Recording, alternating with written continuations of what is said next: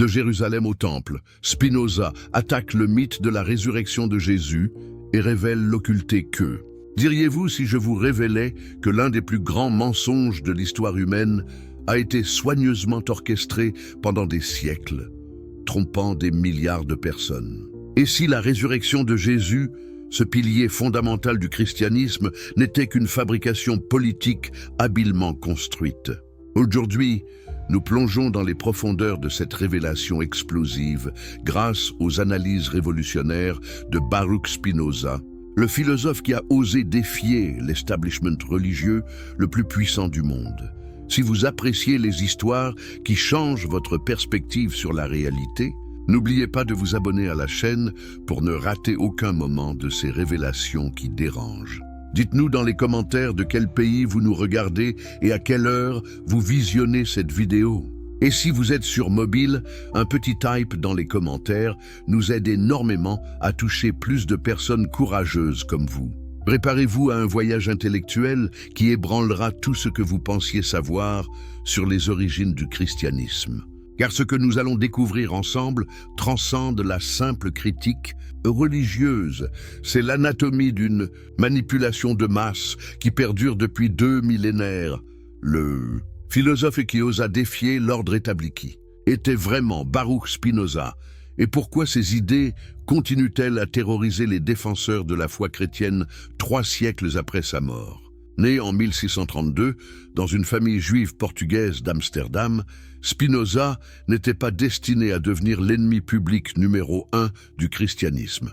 Pourtant, c'est exactement ce qui s'est produit lorsque ce jeune homme brillant a commencé à appliquer les principes de la raison pure au texte sacré. Mais qu'est-ce qui a poussé un jeune homme de bonne famille à risquer sa vie, sa réputation et son avenir pour questionner des dogmes millénaires? La réponse réside dans une découverte troublante que Spinoza fit très tôt dans ses études. Les textes religieux, loin d'être des révélations divines parfaites, fourmillaient de contradictions, d'incohérences et d'anachronismes qui trahissaient leur origine profondément humaine. L'excommunication de Spinoza par la communauté juive d'Amsterdam en 1656 ne fut que le début de ces tribulations. L'ERM prononcé contre lui était d'une violence inouïe. Maudit soit-il le jour, maudit soit-il la nuit, maudit soit-il quand il se couche, et maudit soit-il quand il se lève, maudit soit-il quand il sort, et maudit soit-il quand il rentre. Mais pourquoi une telle férocité contre un jeune homme de 23 ans? Parce que les autorités religieuses avaient compris que Spinoza ne se contentait pas de critiquer le judaïsme. Il remettait en question les fondement même de toute religion révélée. Comment un seul homme pouvait-il représenter une menace si considérable pour des institutions religieuses puissantes et établies depuis des siècles? La réponse réside dans la méthode révolutionnaire que Spinoza développa pour analyser les textes sacrés. Au lieu de les aborder avec la révérence aveugle traditionnelle, il les traita comme n'importe quel autre document historique, soumis aux mêmes critères de vérification et d'analyse critique. Cette approche, que nous considérons aujourd'hui comme normale dans les études académiques, était révolutionnaire à l'époque. Spinoza appliquait l'analyse linguistique pour identifier les anachronismes dans les textes, utilisait la contextualisation historique pour comprendre les motivations politiques des auteurs. Et surtout, il n'hésitait pas à souligner les contradictions internes qui révélaient la nature composite et humaine des Écritures. Mais Spinoza ne s'arrêta pas là. Il développa une philosophie complète qui remettait en question non seulement les détails des textes sacrés, mais la possibilité même des miracles.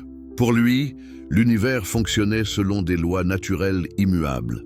Et l'idée qu'un Dieu puisse suspendre ses lois pour accomplir des miracles était non seulement improbable, mais logiquement contradictoire avec l'idée d'un Dieu parfait et immuable. Cette position philosophique avait des implications dévastatrices pour le christianisme. Si les miracles étaient impossibles, alors la résurrection de Jésus, le miracle des miracles sur lequel repose toute la foi chrétienne, devait avoir une explication naturelle. Et c'est exactement ce que Spinoza entreprit de découvrir, déclenchant une révolution intellectuelle dont les ondes de choc se font encore sentir aujourd'hui. Avez-vous déjà réfléchi à la manière dont un seul homme, armée uniquement de sa raison et de son courage. Elle pouvait défier des millénaires de traditions religieuses. Spinoza nous montre que la vérité, même inconfortable, possède une force intrinsèque qui peut ébranler les plus solides des édifices construits sur le mensonge. Le contexte historique dans lequel évoluait Spinoza rendait ses idées encore plus dangereuses. L'Europe du XVIIe siècle était déchirée par les guerres de religion, et remettre en question les fondements du christianisme était perçu comme une menace directe à l'ordre social et politique. Les autorités religieuses et civiles comprenaient parfaitement que si les idées de Spinoza se répandaient, elles pourraient déclencher une remise en question généralisée de l'autorité religieuse avec des conséquences politiques imprévisibles. C'est pourquoi les œuvres de Spinoza furent interdites, brûlées et leurs auteurs persécutés. Mais peut-on vraiment arrêter une idée dont le temps est venu? L'influence de Spinoza se répandit clandestinement à travers l'Europe, inspirant une génération de penseurs qui prépareraient les fondements intellectuels des Lumières. La méthode de Spinoza pour analyser la résurrection était d'une simplicité redoutable. Il commença par rassembler tous les témoignages disponibles, puis les compara systématiquement pour identifier les concordances et les divergences. Ce qu'il découvrit le stupéfia. Non seulement les récits se contredisaient sur des points essentiels, mais il révélait des patterns qui suggéraient une construction progressive plutôt qu'un témoignage authentique d'événements réellement vécus. Pouvez-vous imaginer l'effet que ces découvertes eurent sur Spinoza lui-même? Élevé dans la foi, il se retrouvait face à des preuves irréfutables que l'un des événements les plus célébrés de l'histoire humaine était probablement une fiction. Cette révélation ne le remplit pas de joie iconoclaste, mais d'une tristesse profonde pour l'humanité trompée et d'une détermination inébranlable à révéler la vérité, quelles qu'en soient les conséquences personnelles. L'anatomie d'une fabrication, les contradictions révélatrices que se passe-t-il quand on soumet les récits de la résurrection au même type d'analyse critique qu'on appliquerait à n'importe quel autre document historique? Spinoza découvrit que l'édifice entier s'effondrait comme un château de cartes. Les contradictions qu'il identifia n'étaient pas de simples divergences de détails, mais des failles structurelles qui révélaient la nature fabriquée de toute la narrative. Commençons par examiner les contradictions temporelles qui rendirent Spinoza si suspicieux. Selon Matthieu, Marie-Madeleine et l'autre Marie se rendent au tombeau après le sabbat, à l'aube du premier jour de la semaine. Marc nous dit que c'était de très bons matins, le premier jour de la semaine au lever du soleil. Luc affirme que c'était le premier jour de la semaine, de très bons matins, tandis que Jean précise que Marie-Madeleine vient le premier jour de la semaine. Le matin, comme il faisait encore obscur. Ces divergences peuvent sembler mineures à première vue, mais Spinoza y décela quelque chose de plus profond. Comment des témoins oculaires d'un événement aussi extraordinaire pouvaient-ils se tromper sur des détails aussi basiques que l'heure et l'identité des personnes présentes? Ne serait-ce pas exactement le type d'incohérence qu'on s'attendrait à trouver dans des récits composés indépendamment par différents auteurs, chacun adaptant l'histoire à ses propres besoins théologiques et communautaires? Mais les contradictions temporelles n'étaient que le début. Spinoza fut encore plus troublé par les discordances concernant l'identité et le nombre des femmes qui découvrirent le tombeau vide. Matthieu mentionne Marie-Madeleine et l'autre Marie. Marc ajoute Salomé au groupe. Luc parle de Marie-Madeleine, Jeanne, Marie-mère de Jacques et les autres femmes qui étaient avec elle. Jean ne mentionne que Marie-Madeleine. Comment expliquer de telles variations? Si cet événement avait réellement eu lieu, ne devrait-il pas y avoir un consensus sur qui était présent? Spinoza réalisa que ces variations révélaient quelque chose de fondamental. Les évangélistes n'écrivaient pas à partir de témoignages oculaires cohérents, mais construisaient leurs récits pour servir des objectifs théologiques spécifiques.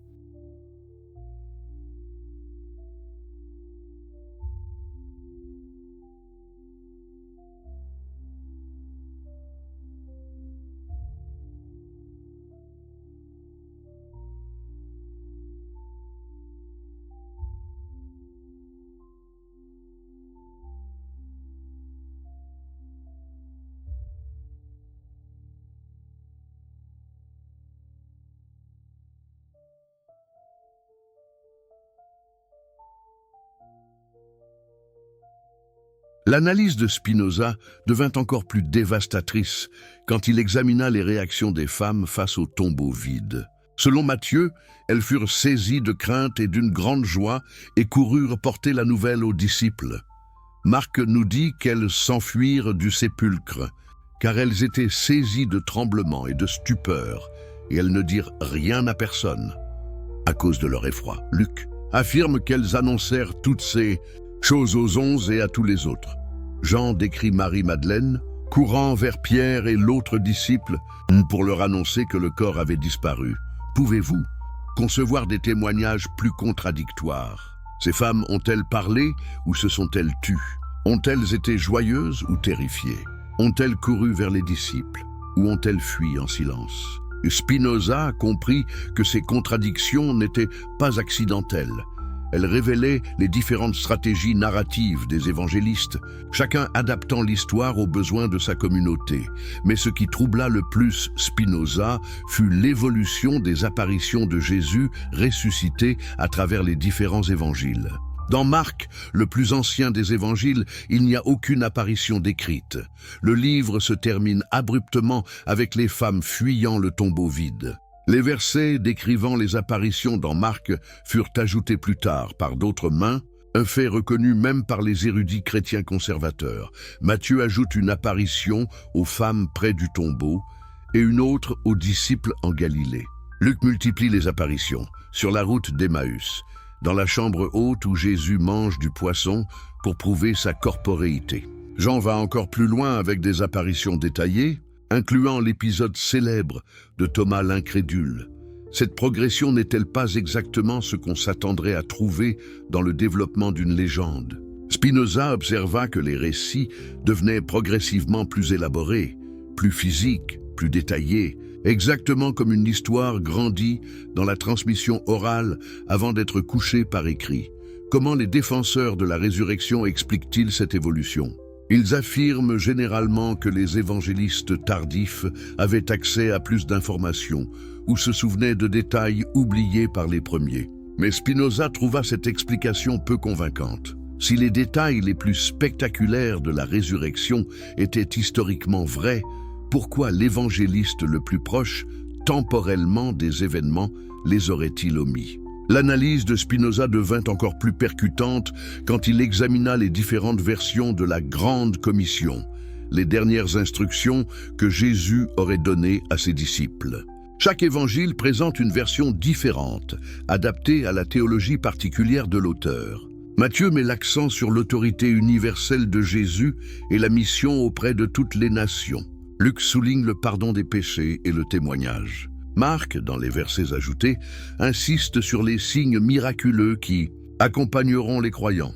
Ces variations ne révèlent-elles pas que les évangélistes mettaient dans la bouche de Jésus ressuscité les préoccupations théologiques de leur propre communauté?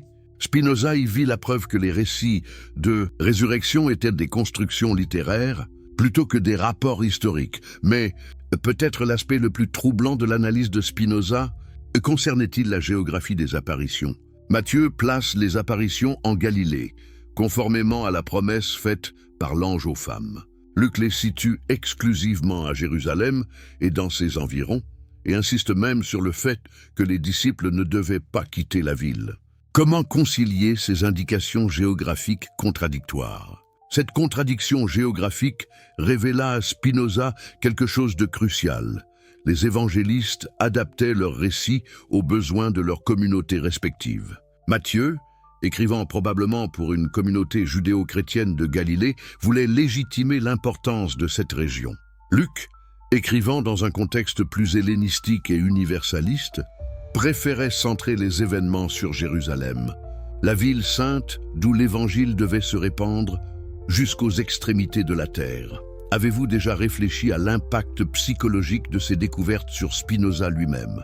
Imaginez la détresse de cet homme sincère, élevé dans le respect des Écritures, confronté à des preuves irréfutables que les récits les plus sacrés de sa culture étaient remplis de contradictions et d'incohérences. Cette révélation aurait pu le mener au cynisme ou au désespoir. Au lieu de cela, elle renforça sa détermination à bâtir une philosophie basée sur la vérité plutôt que sur l'illusion confortable. L'approche de Spinoza était révolutionnaire non seulement par sa rigueur, mais par son absence de malveillance. Il ne cherchait pas à détruire la foi par plaisir iconoclaste, mais à libérer l'humanité des chaînes de l'ignorance et de la superstition. Sa critique de la résurrection était motivée par l'amour de la vérité et la compassion pour ses semblables trompés. La mécanique du mensonge. Politique et pouvoir derrière la résurrection, mais pourquoi ces contradictions existaient-elles? Spinoza ne se contenta pas de les identifier, il en chercha les causes profondes. Ce qu'il découvrit fut encore plus troublant que les incohérences elles-mêmes. La résurrection n'était pas simplement une croyance religieuse. C'était un outil politique soigneusement façonné pour servir des intérêts de pouvoir spécifiques. Pour comprendre la mécanique de cette fabrication, nous devons d'abord saisir le contexte politique et social dans lequel émergea le christianisme primitif. La Palestine du 1er siècle bouillonnait de tensions messianiques. Différents groupes juifs attendaient l'arrivée d'un libérateur qui restaurerait la grandeur d'Israël et chasserait les occupants romains. Jésus était l'un de ces nombreux prétendants messianiques qui parcouraient la région, prêchant et rassemblant des disciples. Mais que se passe-t-il quand un mouvement messianique voit son leader exécuté par les autorités? Normalement, le mouvement se dissout, les disciples se dispersent et l'histoire oublie rapidement ces épisodes embarrassants. Pourtant, quelque chose de différent se produisit avec le mouvement de Jésus. Au lieu de disparaître, il se transforma, évoluant d'un mouvement de libération nationale juif en une religion universelle qui finirait par conquérir l'Empire romain. Comment cette transformation extraordinaire fut-elle possible? Spinoza identifia la résurrection comme l'élément clé qui permit cette métamorphose. En déclarant que leur leader était ressuscité des morts, les disciples de Jésus transformèrent une défaite humiliante en victoire spirituelle. L'exécution criminelle devint sacrifice rédempteur. L'échec politique devint triomphe cosmique. Mais cette transformation ne fut pas accidentelle ou spontanée. Spinoza découvrit qu'elle suivait un pattern politique reconnaissable. Les mouvements révolutionnaires qui voient leur leader éliminé ont plusieurs options. Accepter la défaite, trouver un nouveau leader ou transformer le leader mort en martyr et symbole. La troisième option est souvent la plus puissante, car elle immunise le mouvement contre de futures décapitations. On ne peut plus tuer un leader déjà mort et ressuscité. Examinons le rôle crucial de Paul de Tarse dans cette transformation. Paul n'avait jamais rencontré le Jésus historique, mais devint paradoxalement l'architecte principal de la théologie chrétienne. Comment cela fut-il possible? Spinoza réalisa que cette distance était en fait un avantage pour Paul. N'étant pas limité par des souvenirs personnels du Jésus humain, Paul pouvait le réinventer librement pour servir ses propres visions théologiques. Les lettres de Paul, les plus anciens documents chrétiens qui nous soient parvenus, révèlent comment cette réinvention s'opéra. Pour Paul, Jésus n'était plus principalement un prédicateur juif aux préoccupations locales, mais un être cosmique préexistant qui s'était incarné pour accomplir un plan de salut universel. La résurrection devint la preuve de ce statut divin et le garant de la promesse que tous les croyants ressusciteraient également.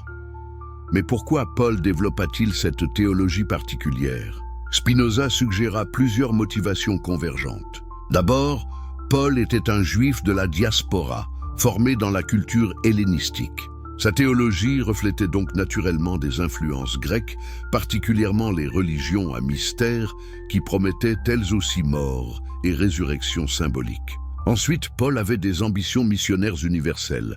Il voulait étendre le message chrétien au-delà des frontières juives. Une théologie basée sur la résurrection était plus facilement exportable qu'un messianisme juif particulariste. Comment cette théologie paulinienne se répandit-elle et devint-elle dominante? Spinoza identifia plusieurs facteurs. Paul était un organisateur remarquable qui établit des réseaux de communautés à travers l'Empire. Il était aussi un écrivain prolifique dont les lettres circulaient largement. Surtout, sa théologie offrait des avantages pratiques considérables. Elle permettait d'intégrer les convertis païens sans leur imposer les contraintes de la loi juive. Et elle promettait une récompense individuelle, la résurrection personnelle, qui attirait les masses. Mais la transformation du christianisme, cette évolution eut des conséquences politiques majeures. Quand l'empereur Constantin légalisa le christianisme au XIVe siècle, puis quand Théodose en fit la religion officielle de l'Empire, la résurrection devint un dogme d'État.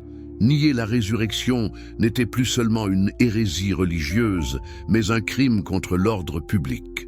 Spinoza comprit que cette convergence entre pouvoir religieux et politique n'était pas accidentelle. Elle révélait la fonction essentiellement politique de la croyance en la résurrection. Pouvez-vous imaginer l'ingéniosité diabolique de ce système ? En transformant la résurrection en dogme central, les autorités religieuses et politiques créèrent un mécanisme de contrôle d'une efficacité redoutable. Quiconque remettait en question ce dogme pouvait être accusé de menacer non seulement la foi, mais l'ordre social lui-même. La résurrection devint ainsi l'ultime noble mensonge platonicien, un mythe socialement utile même s'il était factuellement faux. Spinoza identifia également comment la résurrection servait à détourner l'attention des préoccupations politiques terrestres. En promettant une récompense dans l'au-delà, elle encourageait la résignation face aux injustices présentes. Les opprimés pouvaient espérer que leurs souffrances actuelles seraient compensées par une résurrection glorieuse, réduisant ainsi les risques de révolte sociale. La résurrection fonctionnait comme l'opium du peuple, avant que Marx n'invente l'expression. Cette analyse révéla à Spinoza la perversité profonde du système. Non seulement la résurrection était probablement fausse historiquement, mais elle servait à perpétuer l'oppression et l'ignorance. Les masses étaient encouragées à accepter leur souffrance présente en échange d'une promesse future qui ne serait jamais honorée.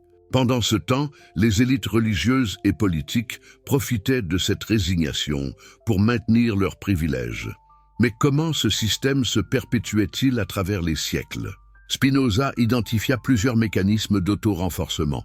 D'abord, la résurrection était enseignée dès l'enfance, s'enracinant profondément dans la psyché avant que l'esprit critique ne se développe. Ensuite, remettre en question la résurrection entraînait des sanctions sociales sévères, exclusion, persécution, parfois mort. Enfin, des institutions puissantes, églises, universités contrôlées par le clergé, tribunaux d'inquisition, veillaient à maintenir l'orthodoxie. Ce système créait ce que nous appellerions aujourd'hui un cercle vicieux. Plus les gens croyaient en la résurrection, plus les institutions qui la promouvaient devenaient puissantes. Plus ces institutions devenaient puissantes, plus elles pouvaient supprimer les voix dissidentes. Plus les voix dissidentes étaient supprimées, et plus la croyance en la résurrection semblait universelle et donc vraie. Spinoza réalisa que briser ce cercle vicieux exigerait plus qu'une simple critique intellectuelle. Il fallait s'attaquer au fondement même du système, démontrer que la résurrection était historiquement douteuse, philosophiquement incohérente et socialement nuisible.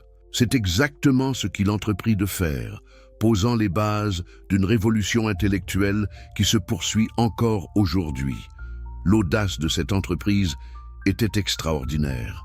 Spinoza ne se contentait pas de critiquer une croyance religieuse.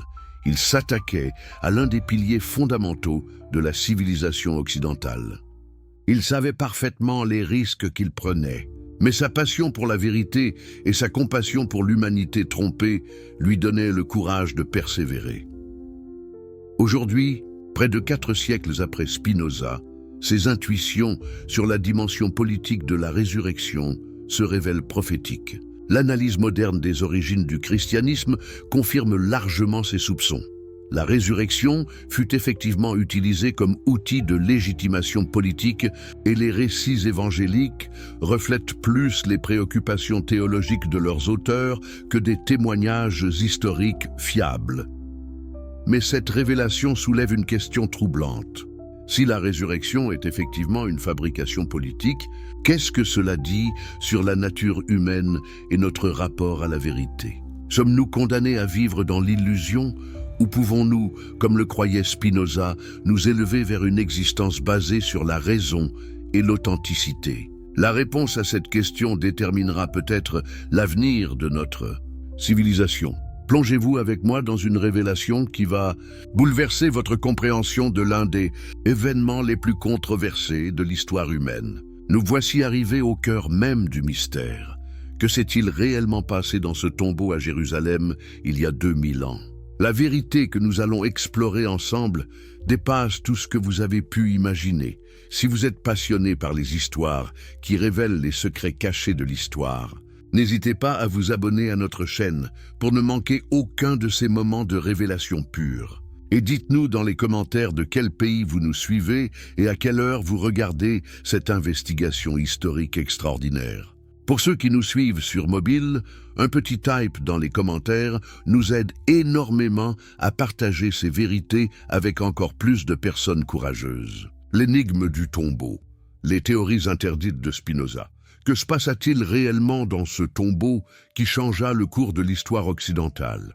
Spinoza, avec sa logique implacable et son courage intellectuel légendaire, refusa d'accepter les explications surnaturelles traditionnelles. Au lieu de cela, il entreprit une enquête méthodique qui révéla des possibilités bien plus troublantes et, paradoxalement, bien plus plausibles que la résurrection miraculeuse. La première théorie que Spinoza explora minutieusement fut celle qui allait devenir connue sous le nom de théorie de l'évanouissement. Cette hypothèse, révolutionnaire pour l'époque, suggérait que Jésus n'était pas réellement mort sur la croix, mais avait simplement perdu connaissance, pour être ensuite réanimé dans la fraîcheur du tombeau. Mais comment une telle possibilité pouvait-elle être envisagée sérieusement? Spinoza commença par examiner les détails médicaux de la crucifixion tels qu'ils sont rapportés dans les évangiles. Contrairement à la croyance populaire, la crucifixion ne tuait pas toujours rapidement. Les victimes pouvaient agoniser pendant des jours avant de succomber, généralement d'asphyxie, lorsque l'épuisement les empêchait de se hisser pour respirer. Or, selon les récits évangéliques, Jésus ne resta sur la croix que quelques heures. Jean rapporte même qu'il fut surprenant qu'il soit déjà mort quand les soldats vinrent briser les jambes des crucifiés pour hâter leur faim. Cette rapidité inhabituelle de la mort présumée intrigua profondément Spinoza. N'était-il pas plus logique de supposer que Jésus avait simplement perdu connaissance? L'analyse de Spinoza devint encore plus convaincante quand il examina les circonstances entourant la mort de Jésus. Selon les évangiles, Joseph d'Arimathée, décrit comme un homme riche et influent, demanda le corps à Pilate. Mais pourquoi cet homme aurait-il risqué sa position sociale en s'associant publiquement à un criminel exécuté? Spinoza suggéra une explication bien plus pragmatique. Joseph était peut-être impliqué dans un plan pour sauver Jésus, et sa demande faisait partie d'une stratégie soigneusement orchestrée. Réfléchissez un instant à la logique de cette situation. Si Jésus était vraiment mort, pourquoi se presser de l'enterrer avant le sabbat? Les corps des crucifiés étaient généralement laissés sur leur croix comme avertissement ou jetés dans des fosses communes. Qu'est-ce qui motivait cette urgence soudaine pour un enterrement digne? Spinoza y vit les signes d'un plan de sauvetage plutôt que d'un simple acte de piété. L'examen des détails de l'ensevelissement révéla d'autres éléments troublants.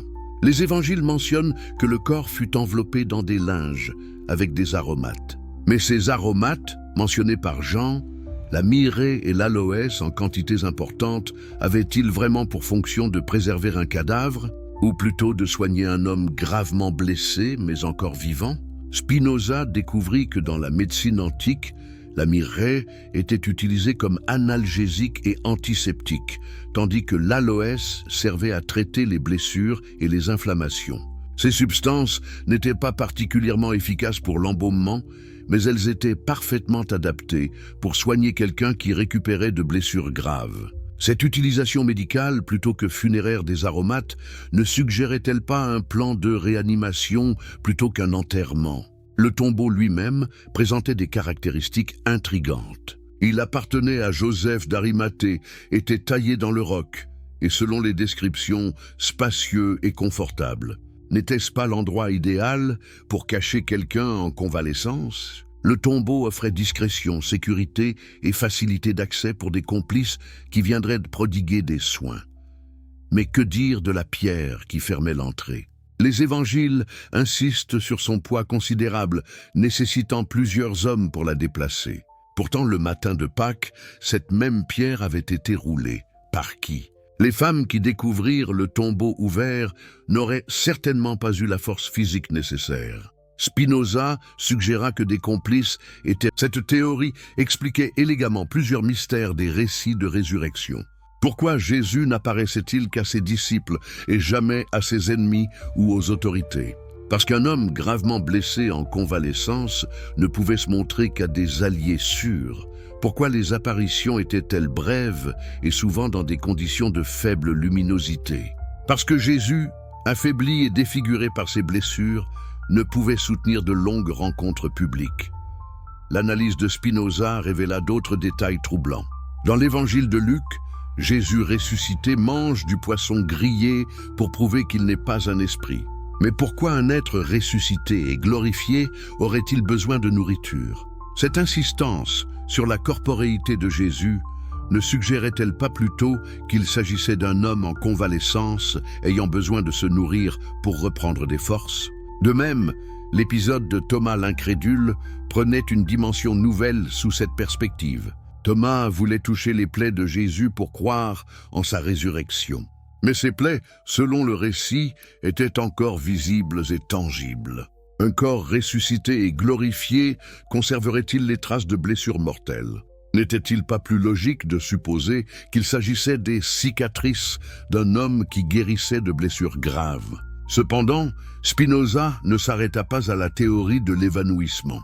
Il explora également d'autres explications naturelles qui pouvaient rendre compte des événements rapportés. La deuxième théorie qu'il examina en détail fut celle du vol du corps. Une explication que même les évangiles reconnaissent comme ayant été avancée par les autorités juives de l'époque. Cette théorie partait d'un constat simple. Le tombeau était vide le matin de Pâques. Mais un tombeau vide ne prouve pas une résurrection. Il prouve seulement que le corps n'est plus là où on l'avait mis. Quelles étaient les explications alternatives pour cette disparition? Spinoza analysa méthodiquement les motivations que pouvaient avoir les disciples pour dérober le corps de leur maître. Après la crucifixion, le mouvement de Jésus était en pleine déroute. Les disciples s'étaient dispersés, certains retournant à leurs occupations antérieures. Pierre avait renié son maître 3 fois. L'espoir messianique s'était effondré avec la mort de celui qu'ils avaient suivi. Dans ce contexte désespéré, que pouvait représenter un tombeau vide? Une opportunité extraordinaire de relancer le mouvement. En déclarant que Jésus était ressuscité, les disciples transformaient une défaite humiliante en victoire spirituelle.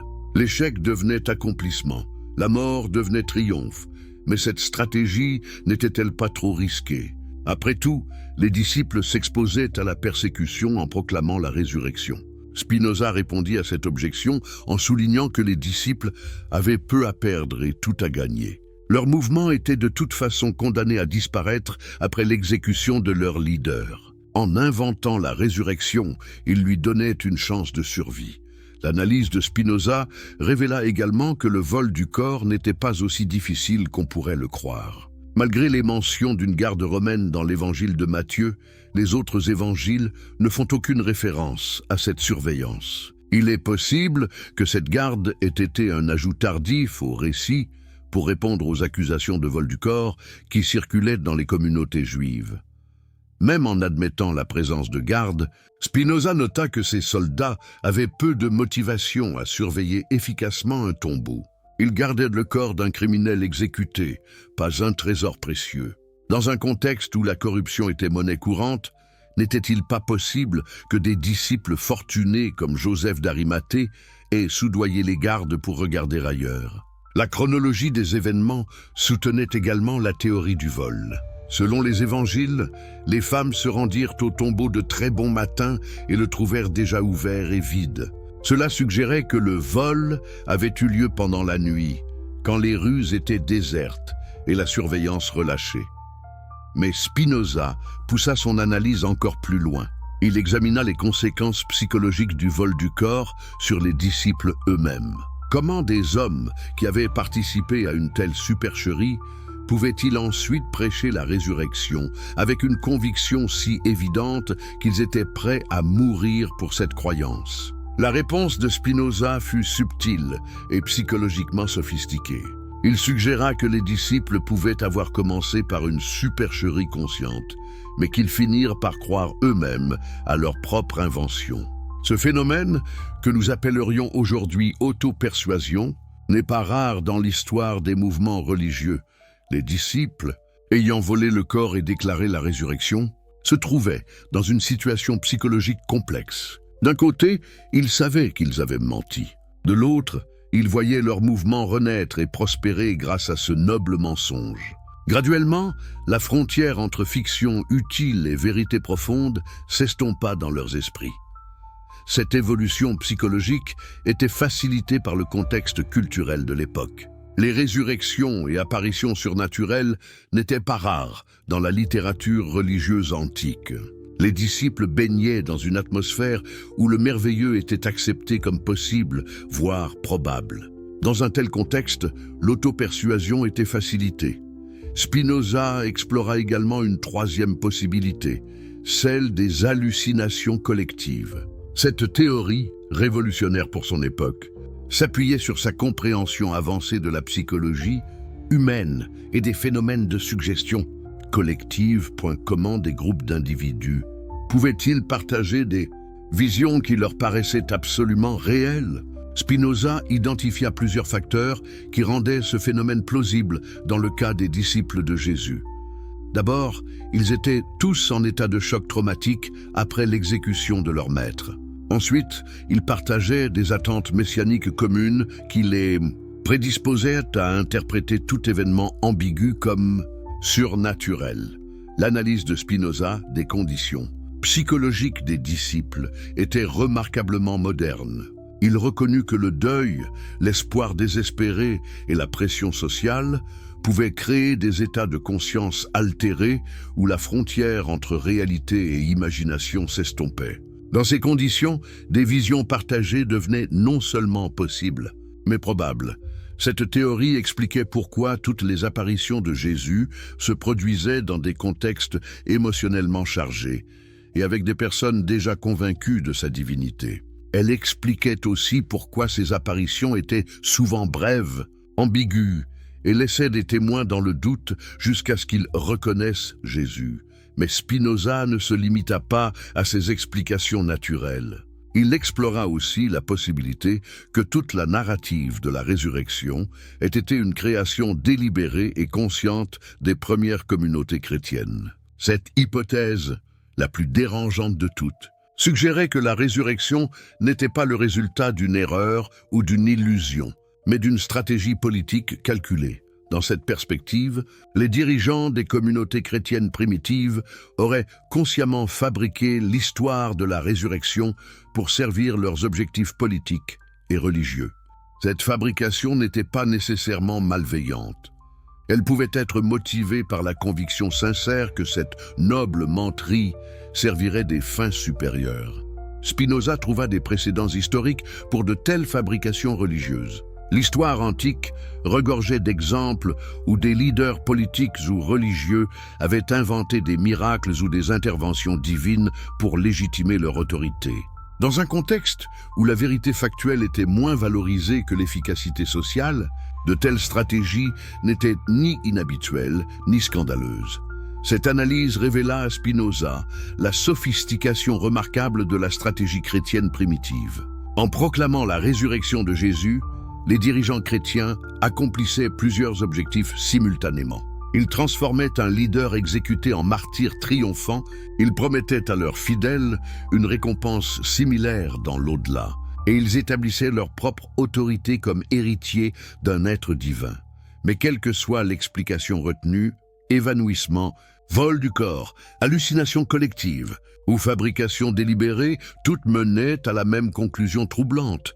La résurrection de Jésus, loin d'être un fait historique indiscutable, était au mieux un malentendu, au pire une supercherie. Cette révélation ébranlait les fondements même de la foi chrétienne. Pourtant, l'approche de Spinoza était révolutionnaire dans sa rigueur empirique. Au lieu d'accepter les apparitions comme preuve de la résurrection, il les traita comme des phénomènes psychologiques et sociologiques qui demandaient explication. Cette méthode, qui nous semble naturelle aujourd'hui, était révolutionnaire au XVIIe siècle, où les phénomènes surnaturels étaient encore largement acceptés, sans questionnement critique. Commençons par examiner le pattern chronologique des apparitions, tel qu'il émergea de l'analyse de Spinoza. Paul, dans sa première lettre aux Corinthiens, dresse une liste des apparitions qui constituent notre plus ancien témoignage sur le sujet. Il mentionne des apparitions à Pierre, aux 12, à plus de 500 frères à la fois, à Jacques, à tous les apôtres et finalement à lui-même. Cette liste soulevait immédiatement des questions troublantes. Pourquoi Paul place-t-il sa propre vision de Jésus, qui eut lieu des années après les événements supposés de Pâques, sur le même plan que les apparitions aux disciples immédiats? Si Paul considérait sa vision comme équivalente aux autres, cela ne suggérait-il pas que toutes ces apparitions étaient de nature subjective plutôt qu'objective? L'analyse de Spinoza devint encore plus pénétrante quand il examina les détails des apparitions rapportées dans les évangiles. La première caractéristique troublante était leur nature hautement sélective. Jésus n'apparaissait qu'à ses disciples et partisans, jamais à ses ennemis ou aux autorités qui l'avaient condamné. Cette sélectivité était-elle cohérente avec l'objectif supposé de prouver sa résurrection au monde? Réfléchissez un instant à cette étrangeté. Si vous ressuscitiez d'entre les morts et vouliez prouver ce miracle extraordinaire, n'apparaîtriez-vous pas d'abord à ceux qui avaient douté de vous ou vous avaient condamné? Ne vous présenteriez-vous pas devant Pilate, les grands prêtres, ou au moins devant des témoins neutres qui pourraient attester objectivement de votre retour à la vie? Au lieu de cela, Jésus n'apparaissait qu'à des personnes déjà convaincues de sa divinité et émotionnellement investies dans la survie de son mouvement. Cette sélectivité suggérait fortement que les apparitions étaient le produit des attentes et des désirs des témoins, plutôt que des rencontres objectives avec un être ressuscité. Le deuxième pattern troublant identifié par Spinoza concernait les circonstances des apparitions. Elles se produisaient presque toujours dans des conditions de faible visibilité ou de stress émotionnel qui rendaient l'identification difficile. Marie-Madeleine confond d'abord Jésus avec le jardinier. Les disciples d'Emmaüs marchent avec lui pendant des heures sans le reconnaître. Les apôtres sur le lac de Tibériade ne l'identifient qu'après coup. Ces difficultés de reconnaissance n'étaient-elles pas exactement ce qu'on s'attendrait à trouver dans des cas d'hallucination ou de suggestion collective? Quand l'esprit désire ardemment voir quelque chose, il peut interpréter des stimuli ambigus comme confirmation de ses attentes. Un étranger aperçu dans la pénombre peut être reconnu comme l'être cher disparu. Spinoza nota également que les apparitions suivaient souvent le même schéma narratif. Non-reconnaissance initiale, révélation soudaine de l'identité de Jésus, puis disparition abrupte. Ce pattern suggérait une construction littéraire, plutôt qu'un témoignage spontané d'événements vécus. Les évangélistes semblaient adapter un modèle narratif standard plutôt que rapporter des expériences uniques. L'analyse psychologique de Spinoza révéla d'autres aspects troublants. Les disciples, au moment des apparitions présumées, étaient dans un état émotionnel extrême. Ils avaient vu leur maître exécuté, leurs espoirs messianiques brisés, leurs mouvements en déroute. Dans un tel contexte de trauma et de deuil, l'esprit humain peut produire des phénomènes hallucinatoires d'une intensité et d'une réalité saisissante. Cette compréhension psychologique était remarquablement avancée pour l'époque de Spinoza. Il anticipait de plusieurs siècles les découvertes modernes sur les hallucinations de deuil, phénomène bien documenté où des personnes endeuillées voient ou entendent leurs proches décédés. Ces expériences sont vécues comme absolument réelles par ceux qui les éprouvent, mais elles relèvent de mécanismes psychologiques naturels plutôt que d'interventions surnaturelles. Spinoza identifia aussi le rôle crucial de la contagion émotionnelle dans les apparitions collectives. Quand une personne respectée dans un groupe affirme avoir vu quelque chose d'extraordinaire, les autres membres du groupe sont psychologiquement prédisposés à vivre des expériences similaires. Cette dynamique peut créer des épidémies hallucinatoires où plusieurs personnes partagent des visions cohérentes. L'apparition à plus de 500 frères à la fois, mentionnée par Paul, illustrait parfaitement ce phénomène. Spinoza nota que de telles visions collectives, loin d'être des preuves de réalité objective, étaient caractéristiques des mouvements religieux en crise. L'histoire était remplie d'exemples similaires où des groupes entiers affirmaient avoir vu des apparitions divines lors de moments de stress social intense. Mais l'aspect le plus troublant de l'analyse de Spinoza concernait l'évolution des récits d'apparitions à travers le temps. En comparant les différentes sources chrétiennes par ordre chronologique, il découvrit que les apparitions devenaient progressivement plus physiques, plus détaillées et plus spectaculaires.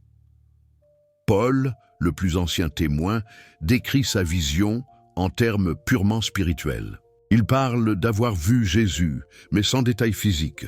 Les évangiles, écrits plus tard, ajoutent des éléments de plus en plus corporels. Jésus mange, peut être touché, porte encore les marques de ses blessures. Cette progression n'était-elle pas exactement ce qu'on s'attendrait à trouver dans le développement d'une légende?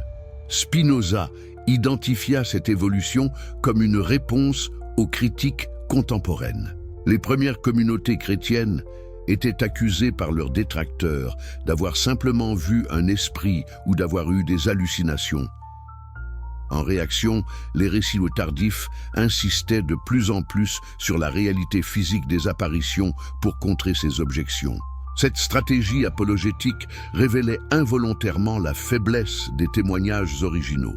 Si les apparitions avaient été objectivement réelles et physiques dès le départ, pourquoi aurait-il fallu corriger les récits pour insister sur leur corporéité? Cette évolution suggérait que les communautés chrétiennes elles-mêmes n'étaient pas entièrement convaincues de la réalité objective des apparitions. L'analyse de Spinoza révéla également des incohérences troublantes dans les détails des apparitions. Jésus apparaît-il avec le même corps qu'avant sa mort ou avec un corps de gloire transformé? Les évangiles ne sont pas clairs sur ce point, mélangeant des éléments de continuité physique, les cicatrices, la capacité de manger, et de discontinuité, traverser les murs, apparaître et disparaître soudainement. Ces incohérences suggéraient que les évangélistes eux-mêmes n'avaient pas une vision claire de ce qu'ils décrivaient. Ils tentaient de concilier des traditions contradictoires et des exigences théologiques conflictuelles, créant des récits hybrides qui satisfaisaient diverses préoccupations doctrinales, plutôt que de rapporter fidèlement des événements historiques. Spinoza porta également son attention sur les conversations rapportées entre Jésus et ses disciples lors des apparitions. Ces dialogues révélaient souvent les préoccupations théologiques des communautés chrétiennes tardives, plutôt que les préoccupations naturelles qu'auraient eues les disciples face à leur maître ressuscité. Au lieu de questions évidentes sur l'expérience de la mort et de la résurrection, les disciples posent des questions sur l'organisation de l'Église future, la mission auprès des gentils ou l'interprétation des Écritures. Ces préoccupations reflétaient les débats internes des communautés chrétiennes du 1er siècle, plutôt que la curiosité naturelle de témoins d'un miracle extraordinaire. Cette analyse des conversations révéla à Spinoza que les apparitions fonctionnaient largement comme des véhicules littéraires pour transmettre l'enseignement théologique des communautés chrétiennes. Le Jésus ressuscité devenait un porte-parole posthume pour les positions doctrinales que ces communautés voulaient légitimer. Mais peut-être l'aspect le plus dérangeant de l'analyse de Spinoza fut sa démonstration que les apparitions servaient des fonctions politiques spécifiques au sein des communautés chrétiennes primitives. Qui avait vu Jésus en premier? Dans quel ordre les apparitions s'étaient-elles produites? Ces questions n'étaient pas anodines, elles déterminaient la hiérarchie d'autorité dans l'Église naissante. Paul revendiquait l'égalité de sa vision avec celle des apôtres originaux pour légitimer son autorité apostolique. Pierre était présenté comme le premier à voir Jésus pour justifier son leadership de l'Église de Jérusalem. Jacques, le frère de Jésus, était inclus dans la liste des témoins pour expliquer sa position éminente malgré son scepticisme initial. Cette instrumentalisation politique des apparitions révélait leur véritable nature. La quatrième stratégie fut l'utilisation sophistiquée de textes d'autorité pour légitimer la résurrection. Les dirigeants chrétiens ne se contentèrent pas d'affirmer que Jésus était ressuscité. Ils démontrèrent que cet événement avait été prophétisé dans les Écritures juives. Cette technique, appelée plus tard « preuve par les Écritures », créait l'illusion que la résurrection était non seulement historiquement vraie, mais divinement prédestinée. Comment cette stratégie fonctionnait-elle? Spinoza découvrit que les apologistes chrétiens sélectionnaient des passages de l'Ancien Testament qui, sortis de leur contexte et interprétés allégoriquement, pouvaient être présentés comme des prophéties de la résurrection. Cette méthode herméneutique, bien qu'intellectuellement douteuse, était psychologiquement très puissante. Elle donnait aux croyants l'impression que la résurrection s'inscrivait dans un plan divin cohérent révélé progressivement à travers l'histoire. Mais ces stratégies initiales n'étaient que les fondations du temple de la tromperie. Au fur et à mesure que le christianisme croissait et se structurait, des mécanismes encore plus sophistiqués furent développés pour protéger le dogme de la résurrection. L'un des plus importants fut le processus de canonisation, par lequel certains textes furent déclarés inspirés, tandis que d'autres furent rejetés comme apocryphes ou hérétiques. Ce processus, qui s'étala sur plusieurs siècles, ne fut pas neutre. Les textes qui soutenaient l'orthodoxie émergente sur la résurrection furent préservés et sacralisés, tandis que ceux qui présentaient des versions alternatives furent systématiquement supprimés.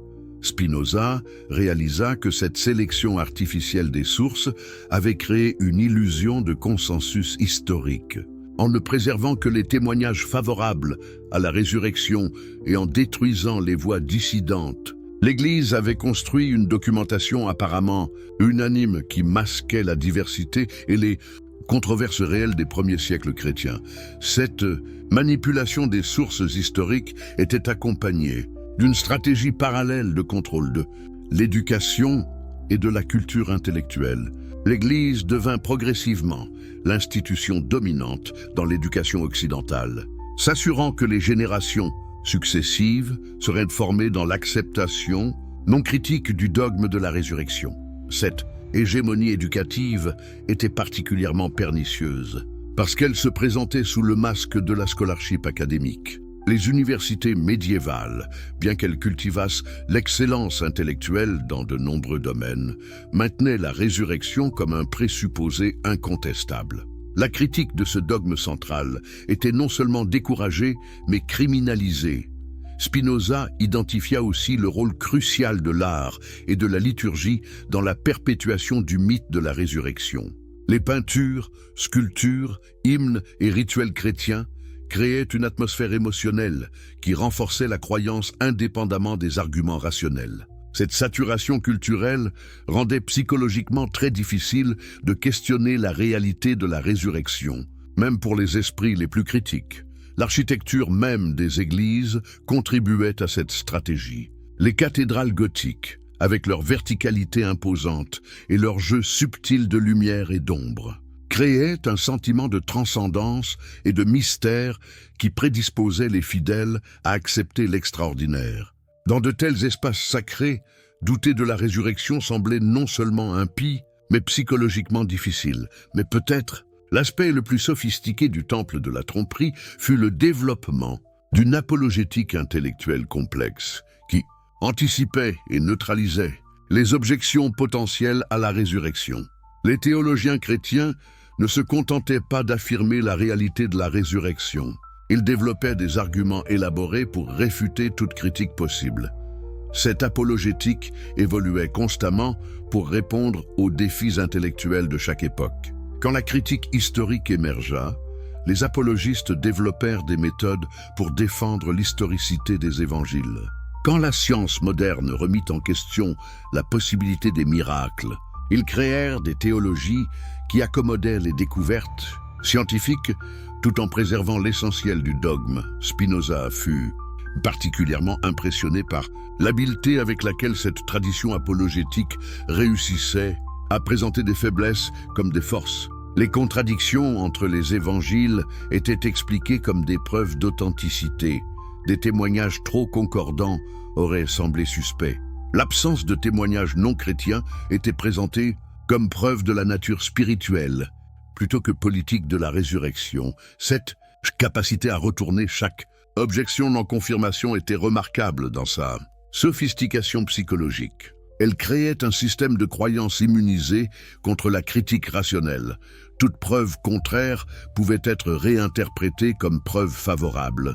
Toute objection pouvait être transformée en confirmation. Mais l'aspect le plus troublant de l'analyse de Spinoza fut sa découverte que beaucoup de ceux qui perpétuaient le temple de la tromperie n'étaient pas eux-mêmes des trompeurs conscients. Au contraire, ils étaient souvent des croyants sincères qui avaient intériorisé si profondément le système qu'ils ne pouvaient plus distinguer entre leur conviction personnelle et la réalité objective. Cette sincérité des gardiens du temple rendait le système encore plus puissant et durable. Les fidèles ne percevaient pas de cynisme ou de manipulation chez leurs dirigeants spirituels. Ils voyaient au contraire des hommes saints entièrement dévoués à la vérité.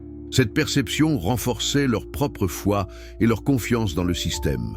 Spinoza réalisa que cette auto-persuasion des élites religieuses était peut-être l'aspect le plus génial du temple de la tromperie. En transformant les gardiens du mensonge en croyants sincères, le système s'assurait une perpétuation naturelle qui ne dépendait plus de la manipulation consciente. Le mensonge originel était devenu si profondément intégré dans la structure culturelle qu'il se reproduisait automatiquement, génération après génération. Cette découverte remplit Spinoza d'une mélancolie profonde. Il réalisait qu'il ne se battait pas seulement contre un mensonge délibéré, mais contre un système de croyances si sophistiqué et si profondément enraciné qu'il avait acquis une vie propre, indépendante de sa vérité ou fausseté originelle. Pourtant, cette découverte ne diminua pas sa détermination à révéler la vérité. Au contraire, elle renforça sa conviction que seule une critique radicale et méthodique pouvait espérer percer l'armure de ce temple millénaire. Car si l'humanité pouvait être libérée de cette illusion magistrale, elle pourrait enfin accéder à une maturité spirituelle authentique, basée sur la raison plutôt que sur la superstition, sur la vérité plutôt que sur le réconfort de l'illusion. L'œuvre de déconstruction entreprise par Spinoza était donc bien plus qu'une simple critique religieuse.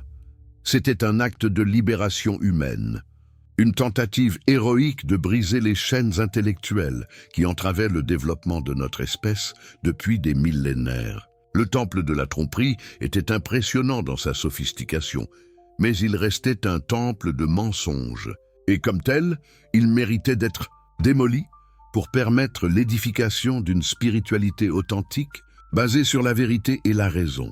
Nous voici maintenant face à l'une des révélations les plus explosives de l'histoire intellectuelle occidentale.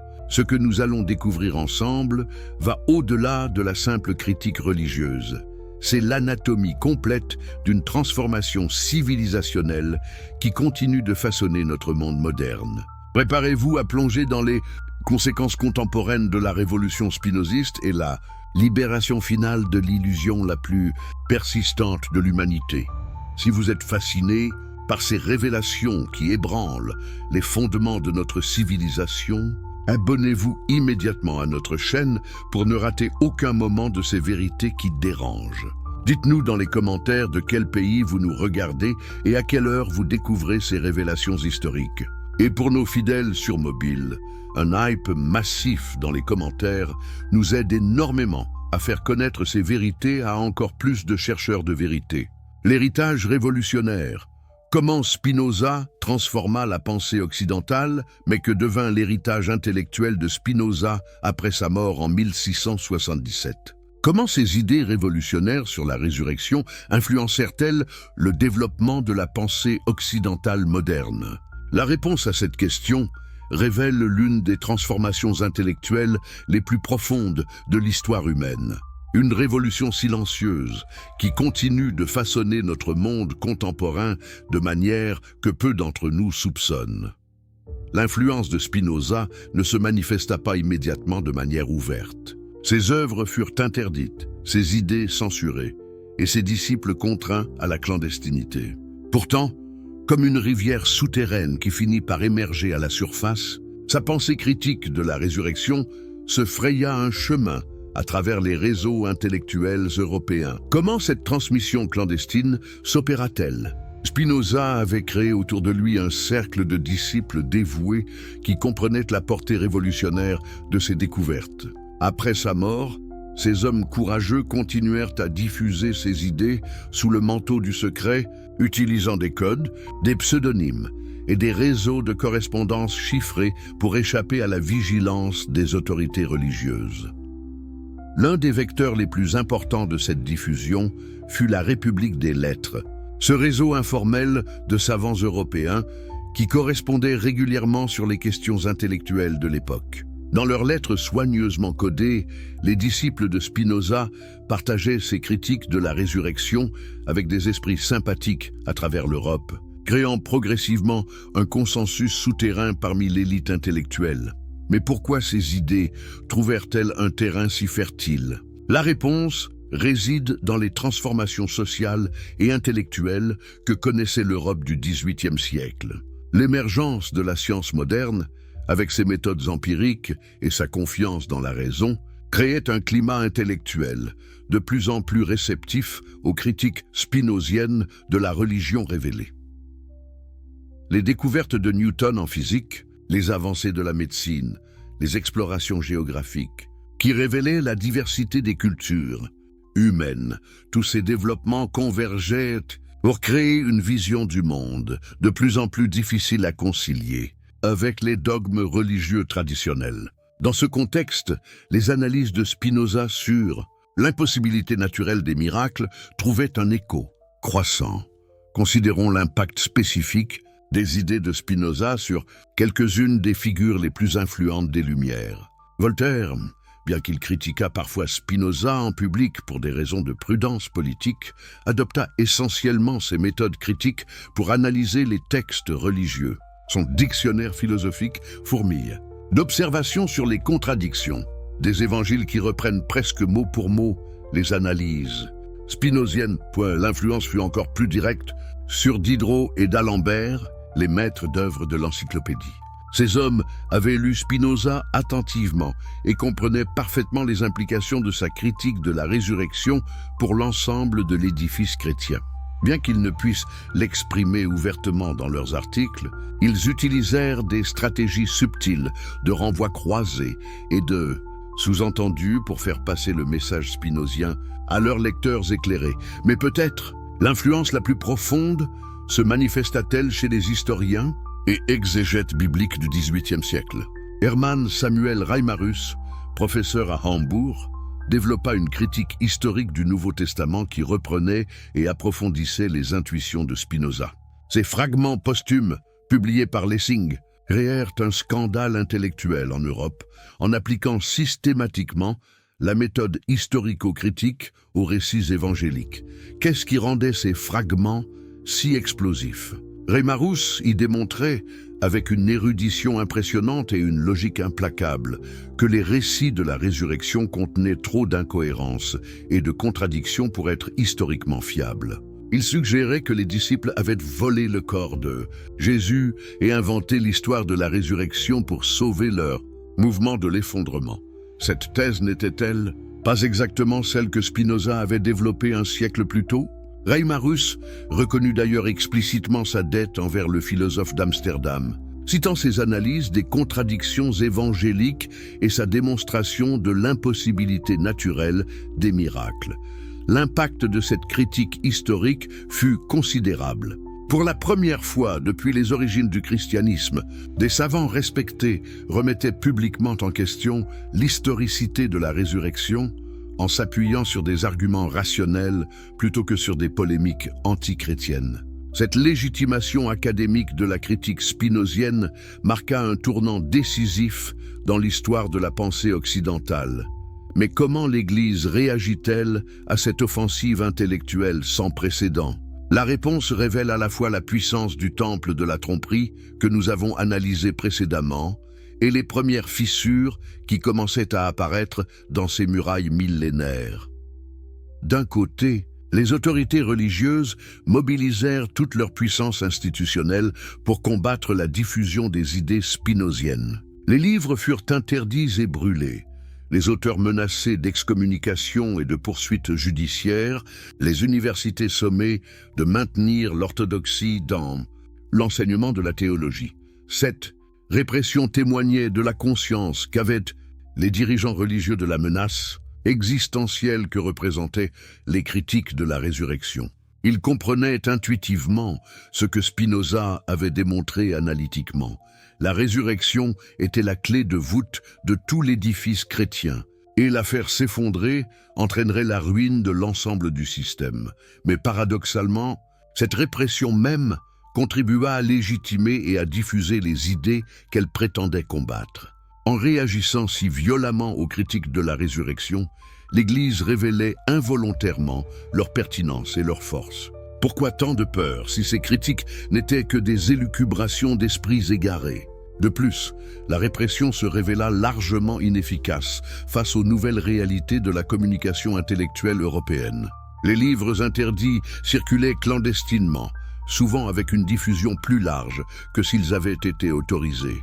Les idées censurées trouvaient d'autres canaux d'expression. Romans philosophiques, correspondances privées, conversations dans les salons aristocratiques.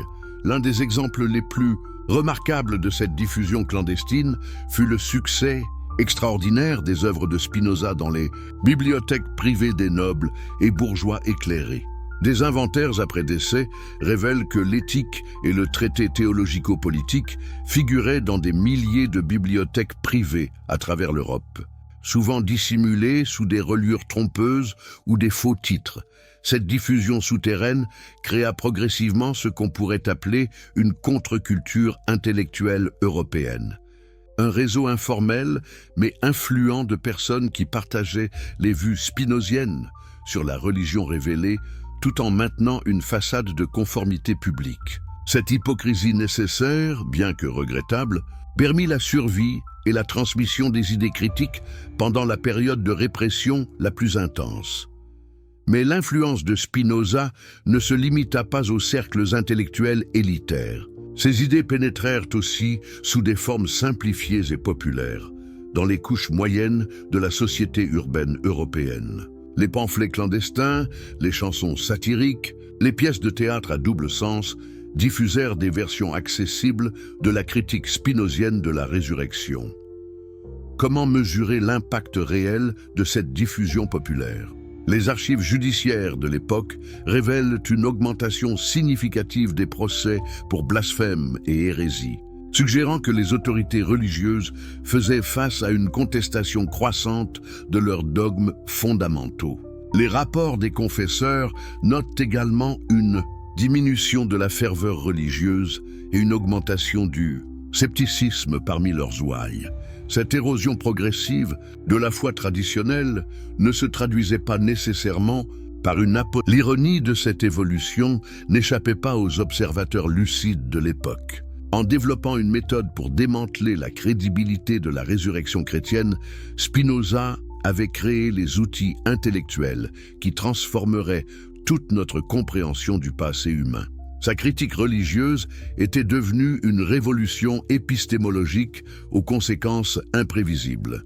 Cette révolution atteignit son apogée avec l'émergence de l'école critique allemande du XIXe siècle. David Friedrich Strauss, dans sa Vie de Jésus, 1835, appliqua systématiquement la méthode spinozienne à l'ensemble des récits évangéliques, démontrant leur nature largement mythologique. Ernest Renan fit de même en France avec sa Vie de Jésus, 1863, qui présenta au grand public un Jésus purement humain dépouillé de tous ses attributs surnaturels. Ses œuvres créèrent des scandales considérables, mais elles marquèrent aussi l'aboutissement logique du processus critique initié par Spinoza. La résurrection, jadis dogme central du christianisme occidental, était devenue pour l'élite intellectuelle européenne un mythe parmi d'autres, digne d'études historiques et anthropologiques, mais dépourvu de vérité factuelle. Pourtant, cette victoire intellectuelle de la critique spinozienne ne se traduisit pas par un effondrement immédiat du christianisme institutionnel. Au contraire, l'Église développa des stratégies d'adaptation sophistiquées qui lui permirent de survivre et même de prospérer malgré la remise en question de ses fondements historiques. Comment cette adaptation remarquable fut-elle possible? L'Église comprit qu'elle ne pouvait plus défendre la résurrection sur le terrain purement historique face à la critique moderne. Elle développa donc de nouvelles approches théologiques qui présentaient la résurrection non plus comme un fait historique vérifiable, mais comme une vérité spirituelle transcendant les catégories rationnelles ordinaires. Cette stratégie de repli théologique était brillante dans sa sophistication intellectuelle. En déplaçant le débat du terrain historique vers le terrain spirituel, l'Église rendait ses affirmations largement immunisées contre la critique rationnelle. Comment prouver ou réfuter une vérité spirituelle qui transcende par définition les méthodes de vérification empirique? Cette évolution marquait cependant une victoire substantielle des idées de Spinoza, même si elle n'était pas complète. L'Église avait été contrainte d'abandonner ses prétentions à la vérité historique factuelle pour se replier sur des affirmations invérifiables. La résurrection cessait d'être un événement du monde pour devenir un symbole du divin, mais les conséquences de cette transformation dépassèrent largement le domaine religieux. En démontrant que même les croyances les plus sacrées et les plus enracinées pouvaient être soumises à l'examen critique de la raison, Spinoza avait ouvert la voie à une remise en question généralisée de toutes les autorités traditionnelles. Cette dynamique critique se manifesta dans tous les domaines de la vie sociale et politique européenne. Si la résurrection du Christ pouvait être questionnée, pourquoi pas le droit divin des rois? Si les miracles évangéliques étaient douteux, pourquoi accepter sans examen les privilèges aristocratiques ou les inégalités sociales prétendument naturelles? L'influence de Spinoza sur les révolutions politiques des XVIIIe et XIXe siècles fut ainsi considérable, bien qu'indirecte. En sapant les fondements religieux de l'ordre traditionnel, sa critique de la résurrection contribua à délégitimer l'ensemble du système social et politique de l'Ancien Régime. Les révolutionnaires français de 1789 étaient largement nourris de lectures spinoziennes, même s'ils ne le proclamaient pas ouvertement. Leur remise en question radicale des privilèges traditionnels, leur confiance dans la raison comme guide de l'action politique, leur rejet des justifications surnaturelles du pouvoir, tous ces éléments portaient à la marque de l'héritage intellectuel du philosophe d'Amsterdam. Cette connexion entre critique religieuse et révolution politique ne surprenait pas Spinoza lui-même, qui avait clairement perçu les implications sociales de ces découvertes. En démontrant que la résurrection était un mythe, il ne se contentait pas de corriger une erreur historique.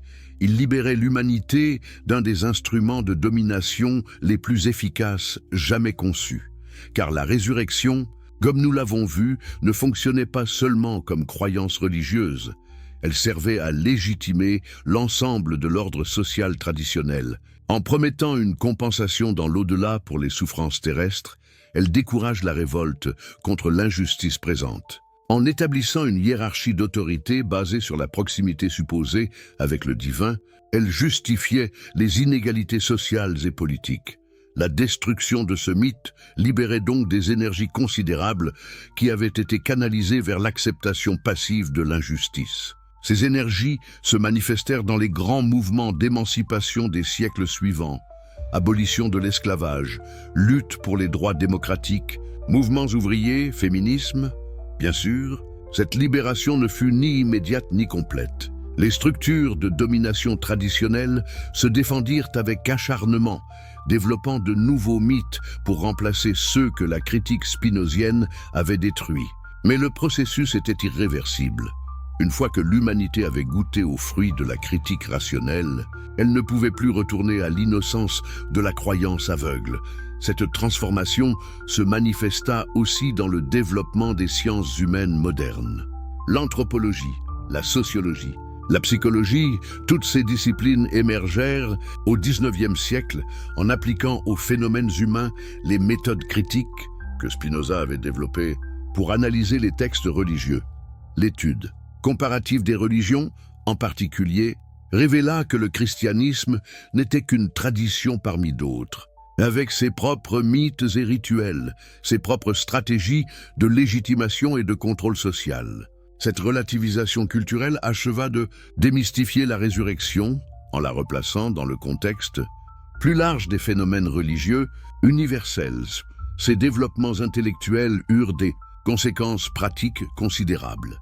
Les missions chrétiennes, jadis convaincues de porter la vérité absolue aux païens, furent progressivement remplacées par des approches plus respectueuses de la diversité culturelle. L'éducation laïque se développa comme alternative à l'enseignement religieux traditionnel. La médecine et la psychologie moderne offrirent des explications naturalistes des phénomènes jadis attribués à l'intervention divine. Toutes ces transformations portaient la marque de l'héritage spinozien. La confiance dans la raison humaine, le refus des explications surnaturelles, la conviction que la vérité, même difficile, était préférable à l'illusion confortable. Mais cette évolution ne fut pas sans coût ni résistance. La disparition progressive des certitudes religieuses traditionnelles créa chez beaucoup un sentiment de perte de sens et d'orientation.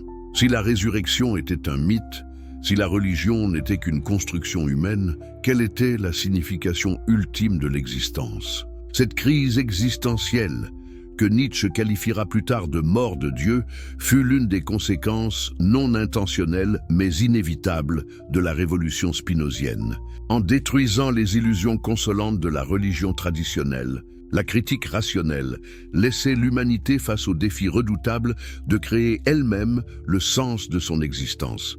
Certains virent dans cette situation un drame insurmontable et appelèrent au retour des anciens mythes, même reconnus comme tels. D'autres, fidèles à l'esprit de Spinoza, y trouvèrent une opportunité extraordinaire de construire une spiritualité authentique basée sur la vérité plutôt que sur l'illusion. Cette tension entre nostalgie du passé et construction de l'avenir continue de caractériser notre époque moderne. D'un côté, nous voyons la persistance et même parfois la résurgence de fondamentalismes religieux qui tentent de restaurer l'autorité des anciens mythes. De l'autre, nous assistons au développement de nouvelles formes de spiritualité qui tentent de concilier les exigences de la raison moderne avec les besoins profonds de l'âme humaine.